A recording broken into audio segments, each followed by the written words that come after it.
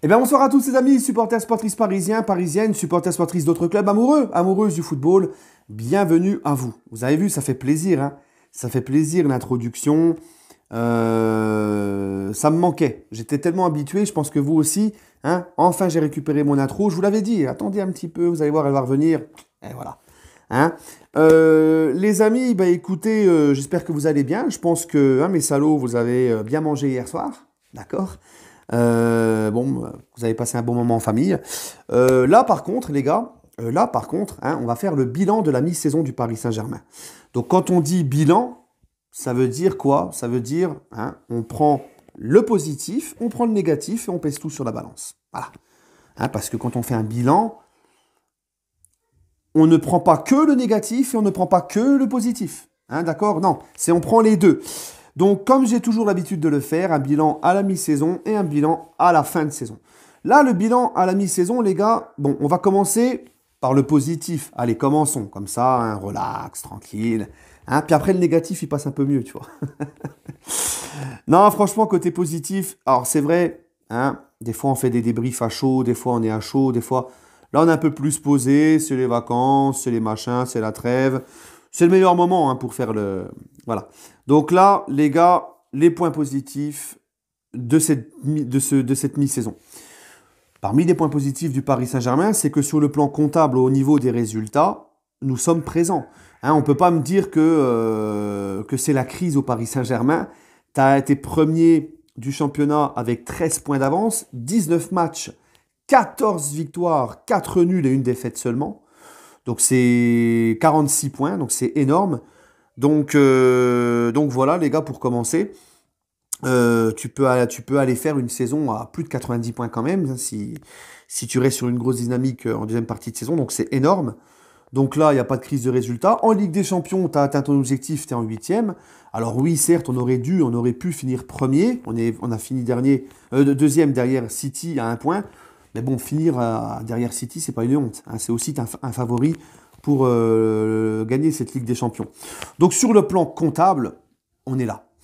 Sur le plan du mental, il y a une chose qu'on ne peut pas enlever au Paris Saint-Germain, c'est le mental.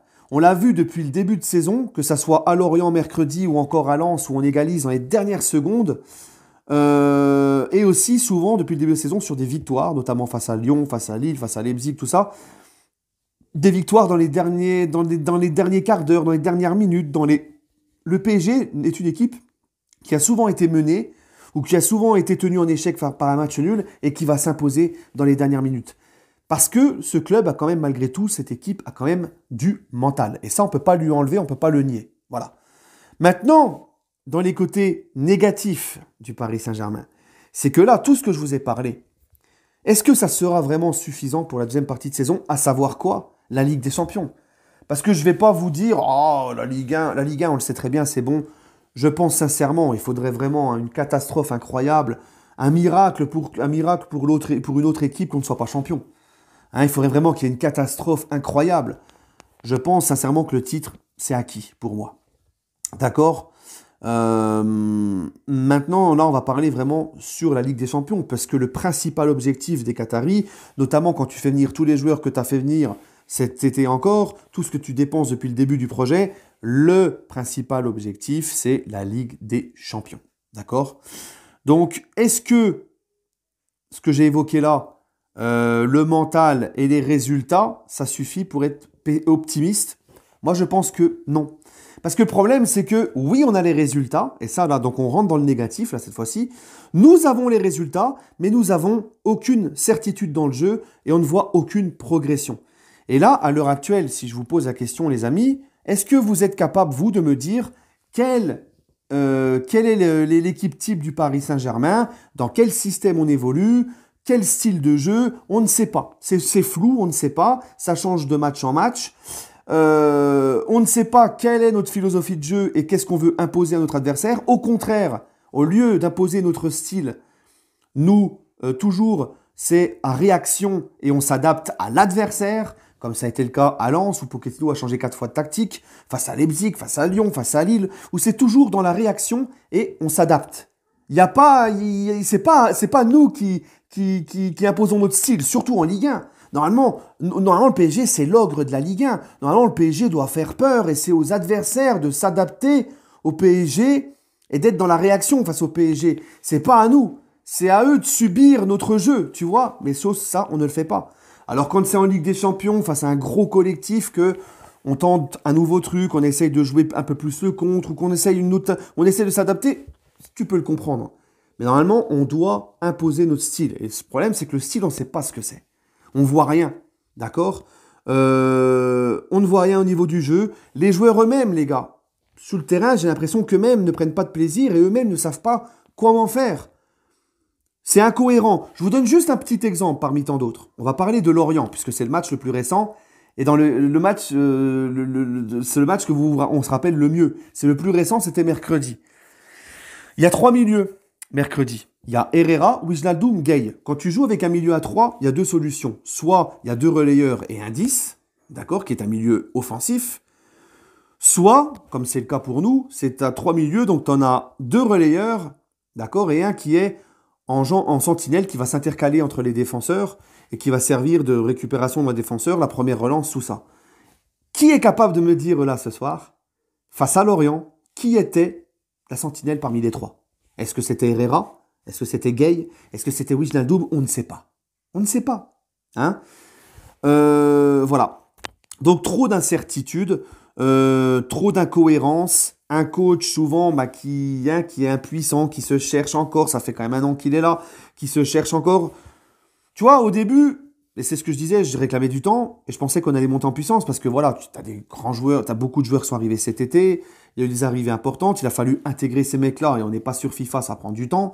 Il y a eu les trêves internationales qui à chaque fois nous empêchaient d'enchaîner avec les voyages, les machins. Bon, c'était pas facile. Mais c'est la même excuse pour tout le monde, les gars. Hein, quand je vois notre adversaire en huitième de finale de Ligue des Champions, le Real Madrid, qui eux montent en puissance. Nous, on stagne, voire même on régresse. Donc ça m'inquiète. Ça vraiment, les gars, ça m'inquiète. Et je ne pense pas qu'on va revenir après les vacances, les fêtes et que les joueurs, tout va rentrer dans l'ordre. Mais vous savez, le Paris Saint-Germain, les gars, c'est ça qui est incroyable dans le football. Et aussi, surtout avec le PSG, c'est que c'est une équipe qui est... Tu ne peux pas pronostiquer le Paris Saint-Germain. Tu ne peux pas. Tu peux... Si ça se trouve, le PSG peut gagner la Ligue des Champions en étant juste comme ça, sur le mental. En n'ayant pas de tactique, en se basant sur les individualités. D'ailleurs, Pochettino va rester, je ne pense pas que ça va progresser. Je pense que ça va être comme ça, le mental, et on se base sur les individualités. On va attendre les exploits individuels des grands joueurs. Voilà, un exploit. Ça va être ça. Ça va être ça, je pense. Et on l'a fait l'année dernière. L'année dernière, on l'a fait, c'était beaucoup de mental, c'était beaucoup dans le mental, c'était beaucoup, voilà, on a éliminé le Barça, on a tenu le match retour face au Barça, on a souffert, mais on a tenu le score de l'aller. Face au Bayern, hein, ça a été très, très moyen dans le jeu, c'était beaucoup mental. Au mental, là, on défendait un goal incroyable, des joueurs au mental, qui ne lâchaient rien, qui défendaient, Et on s'est basé sur des exploits grâce à nos grands joueurs qui ont fait des exploits individuels et voilà. Donc après, face à City, ça s'est cassé la gueule parce que c'est ça le problème, c'est que moi je pense que le mental, je pense sincèrement qu'on peut éliminer le Real Madrid, hein, comme ça. Mais est-ce que ça suffit juste le mental sur le long terme? Je ne pense pas. Pour aller au bout de la compétition, tout est possible, mais je suis très pessimiste, je ne pense pas. Voilà, donc voilà pourquoi je pense cette Ligue des Champions cette année.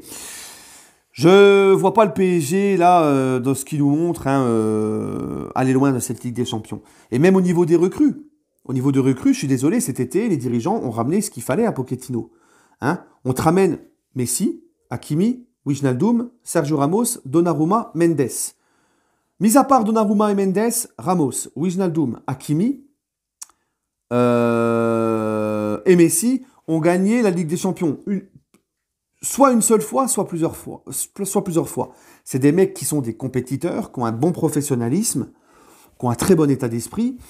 Donc les gars, je suis désolé, c'est des joueurs de très haut niveau. Hein. Hakimi, et tout le monde disait, on a des lacunes en poste de latéral, on va commencer par eux.